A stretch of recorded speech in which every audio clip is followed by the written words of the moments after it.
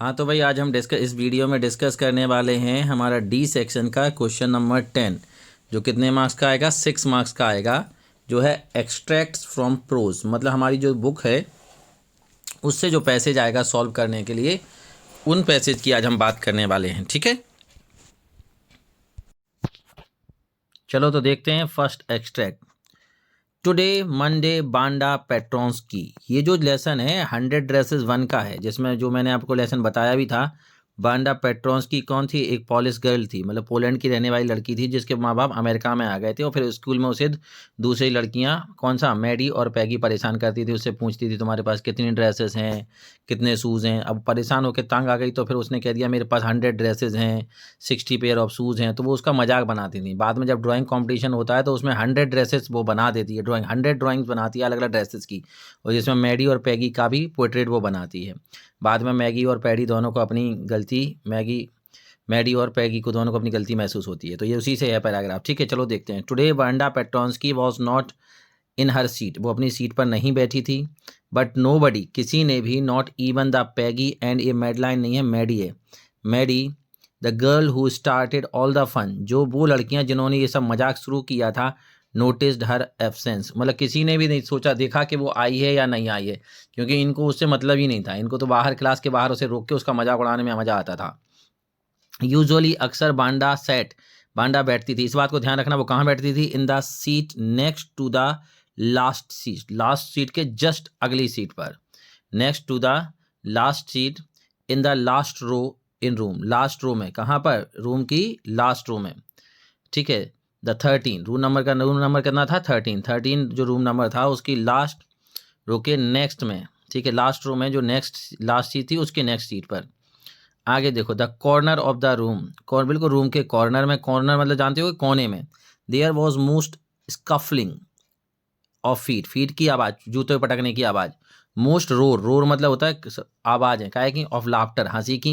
When anything funny was said, जब कुछ भी कुछ फनी कहता तो पीछे से हंसने लगते होते ना, बदमाश टाइप के लड़के पीछे बैठे, हाउ। मोस्ट मड, मड मतलब कीचड़, ज़्यादातर कीचड़ उधर रहता था। एंड डर्ट फ्लोर, और पीछे बहुत गंदगी रहती थी। अब आंसर है, क्वेश्चन देखते हैं इसके। पहला, where did Wanda sit in the classroom? In the front row, आगे की सीट पर, इन द लास्ट सीट पर, या इन द मिडिल सीट, किस सीट पे बैठती थी वो? ठीक है, तो देखो अभी हमने देखा था, हाँ, तो इसका आंसर हो जाएगा इन द मिडिल सीट, क्योंकि लास्ट, ये लिखा है ना, लास्ट सीट से पहले वाली सीट पर, नेक्स्ट इधर लास्ट सीट, तो इसलिए। एडजेक्टिव हो जाएगा इसका एब्सेंस का absent. From which lines lesson has been taken, कहाँ से लिया है लेसन? 100 ड्रेसेस 1 से लिया है। ठीक है, चलो सबसे पहले तो मैं ये बता दूं कि ये जो नेक्स्ट लेसन है वो हमारा काय से, कौन सी लेसन से है? ये हमारा लेसन ब्लैक एरोप्लेन जो है ना, उससे है। ठीक है, इसमें 2 कहानियाँ थी ना थर्ड लेसन में, एक फर्स्ट फ्लाइट और एक ब्लैक एरोप्लेन, तो वही है। देखो, the moon coming up in the east, moon कहाँ दिख रहा था? उत्तर में दिख रहा था। बिहाइंड मी, मेरे पीछे। And stars were shining in the clear sky above me, और स्टार चमक रहे थे। मतलब वो कहना चाह रहा है कि मौसम बहुत साफ था। ये उसकी है, एक पायलट की कहानी है, जो जिसको फ्रांस से छुट्टी मिलती है तो वो इंग्लैंड अपने घर पर जाना चाहता था, और ओल्ड डकोटा प्लेन था, तो उसी डकोटा प्लेन को लेके वो उड़ता है।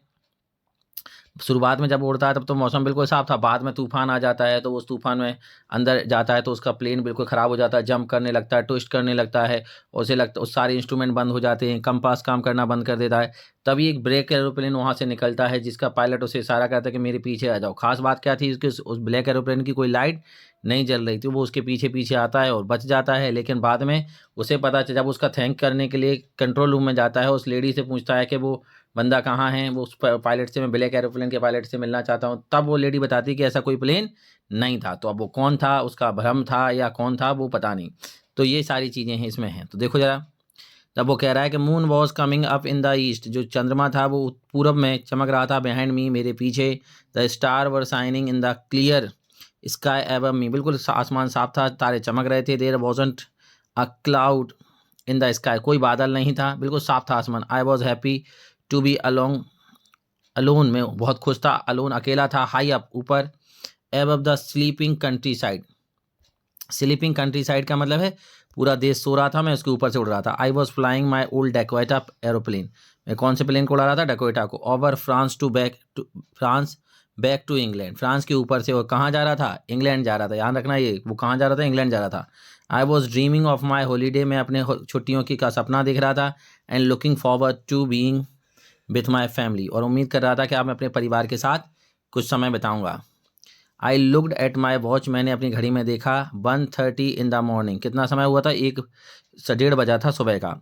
आई should call Paris control soon, और मुझे लग रहा था मैं तुरंत पेरिस कंट्रोल को सून कॉल करूँगा। I thought as I look down, मैंने नीचे देखा।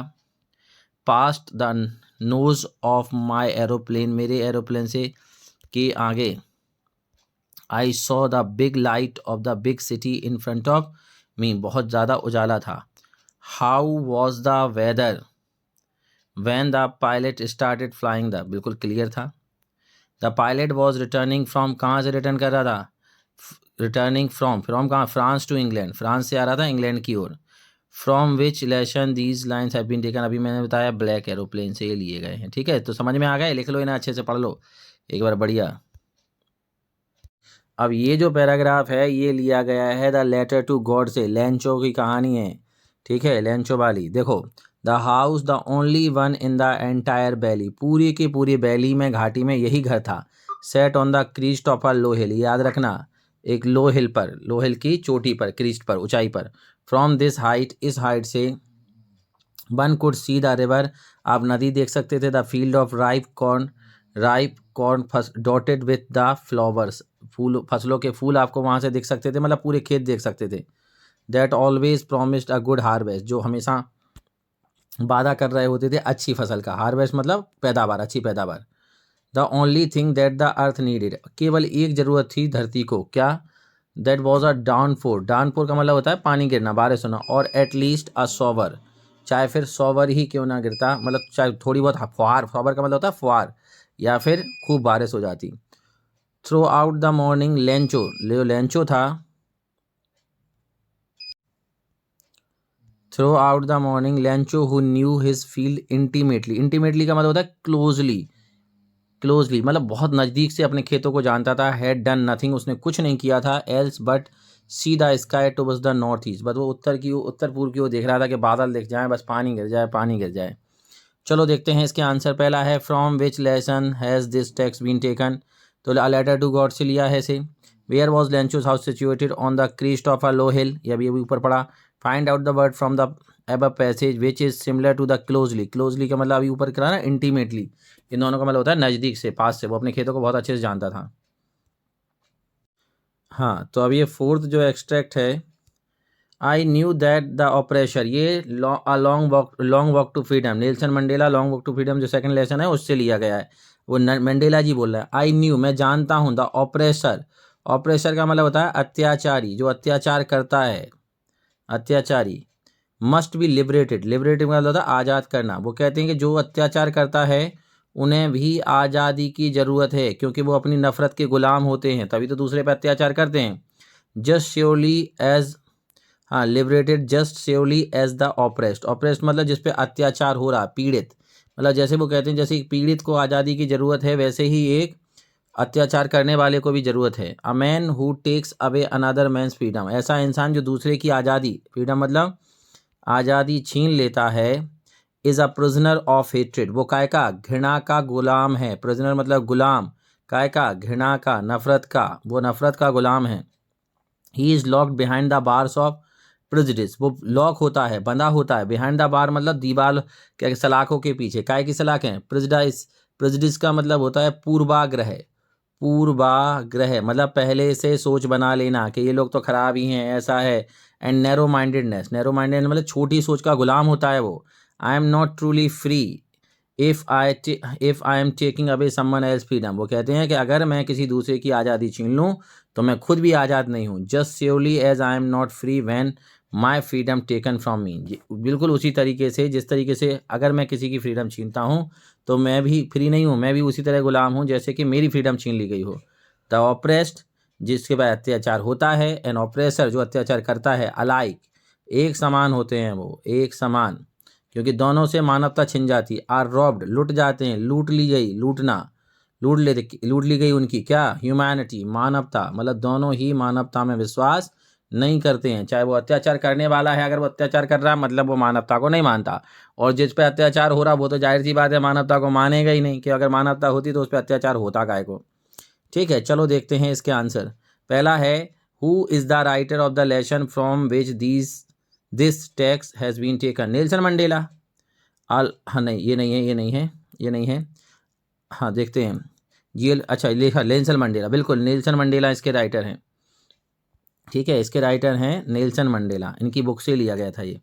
अ man who takes away another man's freedom is, कौन है, is the prisoner of hatred, घृणा का गुलाम होता है वो, प्रिजनर ऑफ हेट्रेड। ठीक है, उसके बाद है find out the word from the above text which is opposite of the word wide, का मतलब होता है विस्तार, विस्तृत, विस्तृत, विस्तृत, त्रित, विस्तृत। ठीक है, इसका हो जाएगा नैरो, सकरा, छोटा। ठीक है, नैरो। ये जो एक्सट्रैक्ट है ना पांचवा, ये भी ना उसी से है, long walk to freedom, Nelson Mandela. अब ये बात कर रहे हैं कि 10 मई 10 मई को जब उन्होंने शपथ ग्रहण करी थी, क्या कि पहले अश्वेत राष्ट्रपति बने थे साउथ अफ्रीका के, उस दिन की बात कर रहे हैं। देखो 10 मई डॉन ब्राइट, डॉन का मतलब होता है सुबह होना, 10 मई की सुबह जो थी वो चमकीली थी, ब्राइट एंड क्लियर।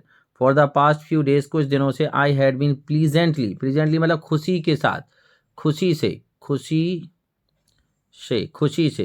है ये, खुशी से, बिसीज्ड, बिसीज मतलब होता है घिरा होना, मैं घिरा हुआ था, किससे घिरे हुए थे, बाय द डिग्नेटरीज, डिग्नेटरीज मतलब मेहमान, मेहमानों से, कहाँ के मेहमान, जो दूसरे देशों से आए थे। हाँ, dignitaries and the world leaders who were coming to pay their respect before the inauguration, inauguration मतलब शुरुआत, जो नई सरकार की शुरुआत हो रही थी उसको रिस्पेक्ट देने के लिए जो विदेशी मेहमान और विदेशी लोग आ रहे थे या मेहमान आ रहे थे, उनसे मैं घिरा हुआ था, वो कहते हैं। आगे देखो, the inauguration would be the largest gathering ever of international leaders on south African soil, soil का मतलब है मिट्टी या ज़मीन। वो कहते हैं कि ये जो उद्घाटन था या नई सरकार की शुरुआत थी, ये सबसे बड़ी गैदरिंग थी, मतलब गैदरिंग मतलब भीड़, सबसे ज़्यादा लोग आए थे दूसरे देशों से साउथ अफ्रीका की सॉइल पे, मिट्टी पे मतलब ज़मीन पे। द सेरेमनी, सेरेमनी का मतलब तो जानते होगे, समारोह, जो समारोह था, the ceremony took place in the lovely sandstone amphi theatre, sandstone का मतलब समझते हो, बलुआ पत्थर, बलुआ या लाल पत्थर, जैसे हमारा लाल किला वगैरह बना है जिससे वो, तो the sandstones amphitheatre formed by the Union Building of Pretoria, जो किसके द्वारा बनाया गया था, यूनियन बिल्डिंग ऑफ प्रीटोरिया के द्वारा। फॉर डिकेड्स, कई दशकों से, डिकेड का मतलब होता है दशक, मतलब 10 साल का समय, कई दशकों से, this had been the seat of white supremacy, white supremacy मतलब अंग्रेजों की सीट थी, अंग्रेजों का शासन था, गोरों का शासन था। Now it was the site of the rainbow gathering of different colours and Nations, अब एक रेनबो की तरह बन गया जहाँ पे अलग अलग देशों के, अलग अलग रंगों के, अलग अलग तरीके के लोग आए हैं। आगे देखो, फॉर द इंस्टॉलेशन, इंस्टॉलेशन मतलब स्थापना के लिए, स्थापना, काय की स्थापना, of south Africa first democratic मतलब लोकतांत्रिक, लोकतांत्रिक का मतलब होता है ऐसी गवर्नमेंट जिसको जनता चुनती है, and non racial government, non racial मतलब होता है जो जाति के आधार पर भेदभाव ना करे, भेदभाव से रहित सरकार। ठीक है, चलो जरा आप इसके क्वेश्चन देख लेते हैं। पहला है from the lesson, from which lesson has this text been taken, कहाँ से लिया गया है, Nelson Mandela long walk to Freedom. In the text above text I refers to Nelson Mandela, I मतलब Nelson Mandela. The ceremony took place in Pretoria, Union Building of Pretoria में हुई थी ना, तो वही है। से क्या पता चलेगा हमें कि ये जो पैराग्राफ है वो है कौन से वाले paragraph, from the diary of Anne Frank से है ये। इसमें एन ए कहती है कि पेपर जो है वो ज़्यादा पेशेंसफुल होता है, उस पर आप कुछ भी लिख दो वो सब सुन लेगा, किसी से नहीं कहेगा, जबकि इंसान ऐसे नहीं होती है। तो देखते हैं, paper has more patience than people, patience का मतलब होता है धैर्य, वो कहती है कि पेपर में ज़्यादा धैर्य होता है लोगों की तुलना में। ठीक है, paper has more patience than the man. आगे देखो, I thought of this saying on, हाँ, on one of those day, मैंने तब सोचा था, उन दिनों में से एक दिन, when I was feeling a little depressed, depress मतलब निराश, जब मैं थोड़ा सा निराश महसूस कर रही थी। And was sitting at home, और घर पर बैठी थी। With my chin in my hand, चिन मतलब थोड़ी पकड़ के बैठ जाते हैं ना, अपनी छोटी पकड़ के सोचते हैं वो। बोर हो रही थी। And listless, wondering whether to, और वंडरिंग मतलब सोच में डली थी। वेदर टू स्टे इन, के अंदर रहूं, और गो आउट या बाहर जाऊं। I finally stayed where I was brooding, brooding मतलब सोचना, जहां मैं सोच रही थी मैं वहीं बैठी रही, आगे बढ़ी नहीं। Yes paper does have more patience, हाँ पेपर में ज़्यादा धैर्य होता है। And since I am not planning to let anyone else read this stiff back notebook. Stiff back notebook मतलब स्टिफ का मतलब होता है कठोर, ठोस। ये जो नोटबुक है मतलब जो डायरी, इसे कोई और पढ़ेगा नहीं। Gradually refer to as diary, जिसे लोग डायरी भी कहते हैं। Unless I should ever find a real friend, और तब तक तो मैं इसे बता ही सकती हूँ जब तक कि मेरा कोई अच्छा दोस्त ना बन जाए। It probably want make a bit of difference, और इसलिए इससे कोई फ़र्क नहीं पड़ता कि मैं क्या लिखती हूँ इसमें, क्योंकि कोई पढ़ने वाला ही नहीं है। ठीक है। फ्रॉम विच लेसन दिस, ये लिया गया है from diary of Anne Frank. Who has more patience than people, paper. Which of the these words is similar to the word brooding, brooding मतलब थॉटफुल, सोचना। अभी बताया था मैंने ऊपर, ये सोचना वही है। हाँ, अब ये जो एक्सट्रैक्ट हैं वो पोएट्री से हैं। चलो देख लेते हैं पहला। He hears the last voice at night, ये टाइगर वाला है। ठीक है, वो आखिरी आवाज़ सुनता है। किस, कौन कौन, टाइगर जो जो चिड़ियाघर में बंद है। द पेट्रोलिंग कास्ट, पेट्रोलिंग का मतलब होता है गश्त, जो गश्त देते हैं ना, गश्ती दल, गश्ती दल। एंड स्टेयर, स्टेयर मतलब घूरना या देखना, और वो घूरता है। विद द ब्रिलियंट आइज, अपनी चमचमाती आंखों से। एट द ब्रिलियंट स्टार, कौन से चमचमाते तारों को। ठीक है, तो वो टाइगर की बात हो रही है कि वो चमचमाती आंखों से चमचमाता टाइगर देखता है, और आखिरी आवाज़ जो सुनता है वो क्या सुनता है, जो गश्ती दल की कार है उसकी। From which poem the above lines have been taken, a tiger in the zoo से ली गई हैं। What does the star at, what does he stare at, काय को देखता है, स्टार्स को देखता है। Which of the following is opposite of the word brilliant, brilliant मतलब चमकता, चमकना, चमकता हुआ। और डल मतलब होता है धीमा, मद्दा, तो इसका अपोजिट हो जाएगा डल। अपोजिट का मतलब तो जानते होगे ना, विपरीत वर्ड, जो उसका विपरीत, उल्टा। तो चमक, ब्रिलियंट मतलब चमकदार, उल्टा डल हो जाएगा धुंधला। ठीक है, अब अगली देखो, अगली लाइन जो है वो व्हाट इज द बॉय, ये बॉल पोएम से है, जो बॉल पोएम है ना वो सीधा ball poem. Which is the boy now, sorry what is the boy now, boy अब क्या है। Who has lost his ball, जिसकी बॉल खो गई है। वॉट इज ही डू, वो क्या करेगा। आई सॉ इट गो, मैंने उसे जाते हुए देखा है। वो कहता है किसको, बॉल को। मैरीली बाउंसिंग, मैरीली मतलब प्रसन्नता के साथ, खुशी के साथ, प्रसन्नता, खुशी, प्रसन्नता के साथ मैंने उसे उछलते हुए जाते हुए देखा है। किसको, गेंद को। बाउंसिंग मतलब उछलते हुए। डाउन द स्ट्रीट, नीचे गली में, स्ट्रीट मतलब गली में। Then merrily over there it is in the water, और फिर ये पानी में डूब जाती है। ठीक है, उसकी बॉल उछलते हुए नदी में जाती है, वो देखता रहता है। From which poem have the above line been taken, किस पोएम से ये लाइनें ली गई हैं। ठीक है, तो ये ली गई हैं द बॉल से। Which of the following words is similar to the word merrily, merrily मतलब हैप्पीली, प्रसन्नता। उसके बाद है where did the ball go, तो इसे मैं लिख देता हूँ, द बॉल गो की जगह हो जाएगा bent in the river, in the river, RIVER, river, in the river, नदी में जाती है। फिर से सुन लो, लिख लेना। The ball went into the river, the ball went into the river, वो नदी में चली जाती है। ठीक है, चलो अब इसे देख लो। ये है अब एक डस्ट एंड स्नो जो पोएम है रॉबर्ट फ्रॉस्ट की, इसके रॉबर्ट फ्रॉस्ट ने राइट डस्ट एंड स्नो। देखो, the way a crow shook down, shook मतलब होता है गिरा देना, सूक डाउन ऑन मी, मेरे ऊपर। द डस्ट ऑफ स्नो, बर्फ की धूल या बर्फ के कण मेरे ऊपर गिरा देता है कौवा। आगे देखो, अ हेमलॉक ट्री, हेमलॉक का मतलब होता है धतूरा, धतूरे के पेड़ से, धतूरे के पेड़ से। Has given my heart a change of mood, जिससे क्या होता है, मेरा मूड बदल जाता है। मतलब पोएट पहले दुखी था, जब उसके ऊपर बर्फ गिरती तो खुश हो जाता है। And saved some part of the day had I rued, rued मतलब होता है कि जो बचा हुआ, जो बचा दिन था उसको, उसका वो सही उपयोग कर लेगा, क्योंकि सुबह से उसका मूड ख़राब था तो वो दुखी था। लेकिन अचानक से ये कौआ, वो धतूरे के पेड़ के नीचे खड़ा होता है, कौआ उस पर बर्फ़ गिरा देता है और उसका मूड बदल जाता है, और फिर उसको वो क्या करता है, क्या कहते, चेंज हो जाता है और अपने दिन को सही उपयोग करता है। तो पहले इसके राइटर हैं Robert Frost. Where was the crow, crow कहाँ था, हेमलॉक ट्री पे था, धतूरे के पेड़ पे। The poet's mood got change when, कब होता है, dust of snow fall on him, जब उस पर बर्फ के कण गिरते हैं तब। The crow and hemlock is the tree symbolize, दोनों के दोनों पेड़ हैं सौरो।